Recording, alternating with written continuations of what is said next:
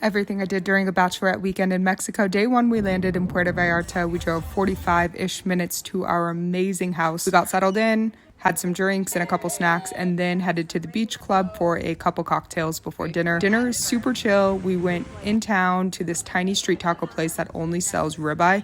Will occasionally eat meat. Oh my god, I chose the right thing to have. I could have eaten 4 of these. They were incredible. The next day is boat day. We were up at 6 a.m. ready to go. We board at 7:45 a.m. and they're like, tequila? Beer? I can't do tequila at 8 a.m. and they were looking at me as if I had 3 heads. Which is to say, this is the perfect environment for a bachelorette party. So after some breakfast and your first of many drinks, you stop in this cove to play in the water for a bit. They've got like paddle boards and all this stuff. I could have done this all day, honestly. And then you head to Yelapa, which is this tiny town only accessible by boat. It was so cute. We walked to this waterfall and just kind of wandered around and got margaritas. It was perfect. After, everyone's pretty toasted. So the back half of the boat tour is basically just a booze cruise. Shots, dancing, all the vibes. It was so fun. I'm not sharing videos. We got a ride back to our house and then carried the party into the pool. We had dinner made for us at the house that night and somehow played bachelorette party games before going to bed. I have no idea how we did that. The next morning was a slow start, understandably. But luckily, we're in this incredible house with our own pool overlooking the water, and there were whales and dolphins out there. It was amazing.